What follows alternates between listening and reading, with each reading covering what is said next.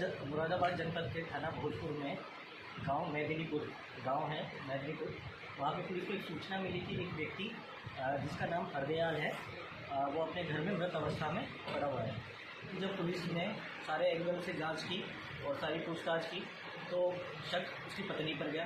पहले जेल के लड़के को बुला लिया रात को और फिर हम दोनों ने मिलकर जो कि दुपट्टे से गला घोटा। जो दुपट्टा उसकी पत्नी का ही था जिसका नाम रिंकी है। दोनों ने मिलकर उसका गला घोटा और गला घोटने के बाद उस दुपट्टे से उसके हाथ पैर बांध दिए।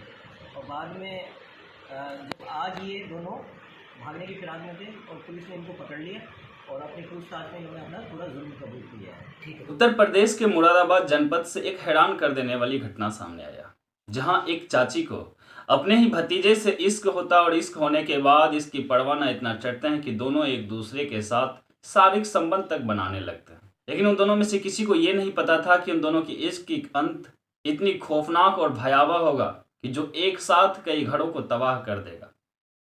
तो सुनते हैं आज की क्या है पूरी कहानी। राधे राधे, नमस्कार, सत श्री अकाल, मैं हूं कोमल यादव। तो रोज की तरह कहानी का सिलसिला शुरू करते हैं। जो लोग भी हमारे चैनल पे नए हैं, अभी तक अगर आपने चैनल को सब्सक्राइब नहीं किया तो चैनल को सब्सक्राइब कर दीजिएगा।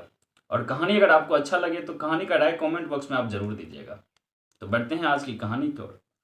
दरअसल आज का कहानी है उत्तर प्रदेश मुरादाबाद जनपद के भोजपुर थाना अंतर्गत एक गांव पड़ता है, जिस गांव का नाम है मेदिनीपुर गांव। और इसी गांव में रहने वाले एक परिवार, जिस परिवार के मुखिया का नाम हरदयाल था। हरदयाल के परिवार में कुल 5 सदस्य, जिनमें खुद हरदयाल, उनकी एक बीवी रिंकी, 3 बच्चे, सबसे बड़ी बेटी खुशबू जिनकी उम्र तकरीबन 11 साल, उससे छोटा एक बेटा कौशल जिनकी उम्र 8 साल और सबसे छोटी बेटी खुशी जिनकी उम्र तकरीबन 4 साल। काफी सुखी संपन्न परिवार। हरदयाल अपने घर के परवरिश चलाने के लिए बाहर की एक फैक्ट्री में वो काम करते थे और काफी खुशी से परिवार चल रहा था। बेटी स्कूल जाती, साथ साथ छोटे बेटे भी उनके स्कूल जाते। परिवार काफी सुखी लेकिन किसी को यह नहीं पता था कि वो परिवार जो आज खुशी से अपना जिंदगी व्यतीत कर रहा है, उस परिवार के 3 छोटे छोटे मासूम बच्चे जो पूरी तरह से अभी जिंदगी या दुनिया के बारे में जाना भी नहीं, वो अचानक से पूरी की पूरी तरह से अनाथ हो जाएगा। अचानक से एक ही साथ उनके सर से माँ का भी और पिता के साया भी छूट जाएंगे। घटना कुछ ऐसे होता है कि समय होता है 3 अप्रैल 2024 का। सुबह के तकरीबन 4 से 5 बज रहे थे।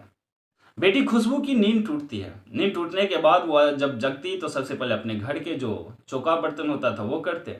फिर तो रोज की तरह वो जगने के बाद वो जैसे ही घर से बाहर निकले तो अपने माँ की कमरे की तरफ बढ़े तो वहां पे देखते हैं कि उसकी माँ एक कोने में पड़ी हुई, उसके हाथ पैर बांधे हुए, मुंह में कुछ कपड़ा ठुसे हुए।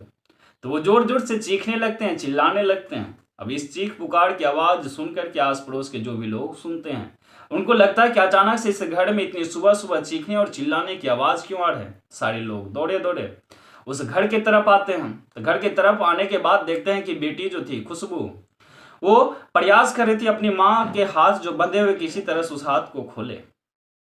फिर कुछ लोग मिल करके उसके हाथ को खोलते हैं और उसके मुंह पे जो कपड़ा बंधा हुआ था उसको भी खोलते हैं। और फिर वहां जोर जोर से और चीखने और चिल्लाने की आवाज निकलने लगता है। एक साथ बेटी चिल्ला रही थी, एक साथ माँ चिल्ला रही थी।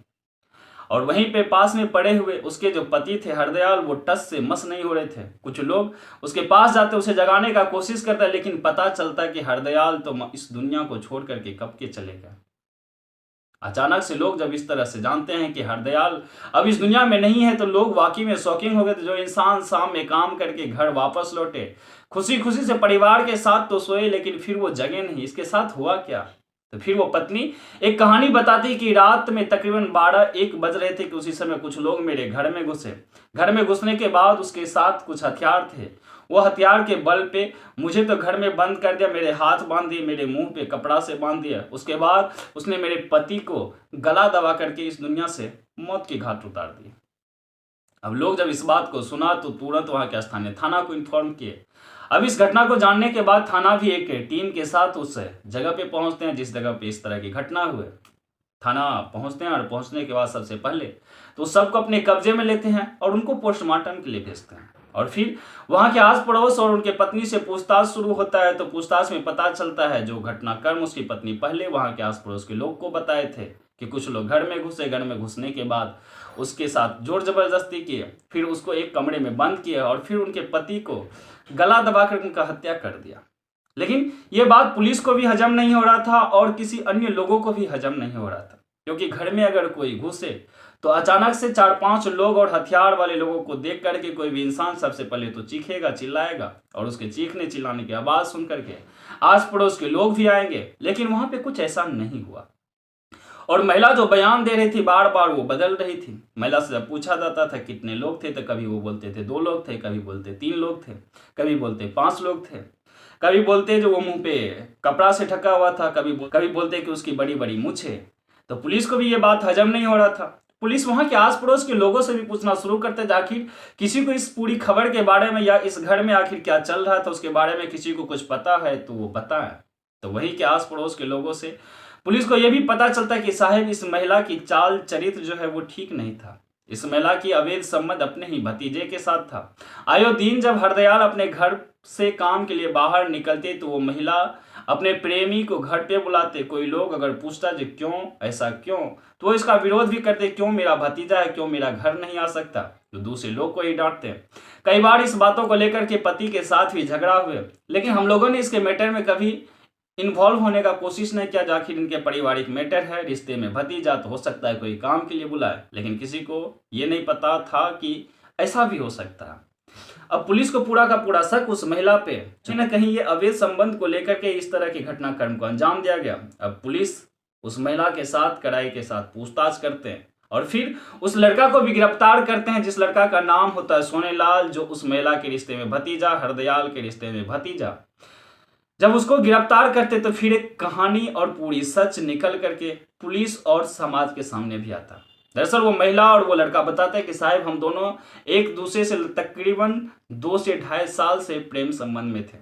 आयो दिन हम लोग छुप छुपा करके मिलते थे, लेकिन एक दिन हरदयाल हम दोनों को उस अवस्था में देख लिया जिस अवस्था में एक पति अपने पत्नी को किसी अन्य गैर मर्दों के साथ देखना पसंद नहीं करते। और फिर उस वक्त उस महिला को मारते हैं, पीटते हैं, डांटते हैं, फटकारते उसको छोड़ने का धमकी देता। आयो दिन इस गम में हरदयाल जब फैक्ट्री से आते तो वो शराब पी करके आते और तरह तरह की बातें उस महिला को कहते। हालांकि ये बात वो महिला बता रही, लेकिन इसकी सच्चाई क्या है वो तो हरदयाल ही बताते हैं।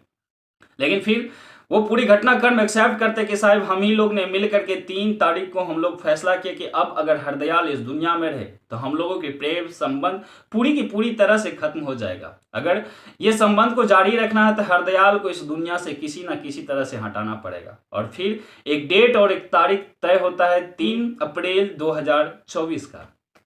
घर में जब पूरा परिवार खा पी करके सो गए, हरदयाल भी उस दिन भी शराब पी करके आया था, तो फिर हमने 11 बजे अपने प्रेमी सोनेलाल को कॉल किया और उसको घर बुलाए। पति सोए हुए थे और फिर एक दुपट्टा से सोनेलाल मेरे पति के गला दबाए और हम उनके पैर को पकड़ करके बैठे हुए थे और तब तक उसके पैर को पकड़े रहे जब तक कि उसकी सांसें चलना बंद ना हो गया। हालांकि ये पूरी घटनाक्रम सोनेलाल और वो महिला जब एक्सेप्ट करती है तो फिर जब इस कहानी के बारे में वहां के समाज के अन्य लोगों को पता चलता है तो वाकई में जो लोग भी इस घटनाक्रम के बारे में जान रहे थे वो महिला पे कई तरह से सवाल उठा रहे थे कि एक सुखी संपन्न परिवार और महिला अपनी हवस की भूख में इतनी अंधी हो गई कि वो सोचे भी नहीं कि उनके जो 3 छोटे छोटे बच्चे हैं उनके बाद उनका क्या होगा। एक पति जो कमा करके खिला रहे थे, उस पति के जाने के बाद उस परिवार का क्या होगा, उस महिला का क्या होगा। वो प्रेम में इतना अंधी हो गई थी कि वो पूरे परिवार और अपनी पूरी जिंदगी को भूल चुकी थी और यहाँ तक कि जिस पति के साथ 7 जन्मों की रहने और मरने का वादा किए थे उस पति को इस दुनिया से पूरी की पूरी तरह से खत्म कर देता। हालांकि वो 3 बच्चे जो हैं मानो वो पूरी की पूरी तरह अनाथ हो गए, वो क्योंकि उसके सर पे ना अब माँ की साया रही और ना ही उनके पिता के साया रहे। पिता को तो उसके पत्नी ही इस दुनिया से कब का अलग कर दिए, अब माँ भी सलाखों के पीछे में है। आज की कहानी यही खत्म होता, लेकिन इस कहानी को सुनने के बाद आपका क्या राय है कमेंट बॉक्स में आप जरूर बताइएगा। ये महिला जो की है क्या ये सही की है और इस तरह के महिला को कोर्ट वाकई में क्या सजा देना चाहिए। आपका जो भी राय है कमेंट बॉक्स में आप जरूर बताइएगा। फिर मिलते हैं कल एक और नए कहानी के साथ। और इस कहानी को सुनाने का मकसद किसी को परेशान करना नहीं, किसी के दिल को ठेस पहुंचाना नहीं, बल्कि समाज में घट रही एक सच्ची घटना से आपको रूबरू करवाना। तब तक आप खुश रहिए, आप अपना परिवार का ध्यान रखिए। जय हिंद, जय भारत।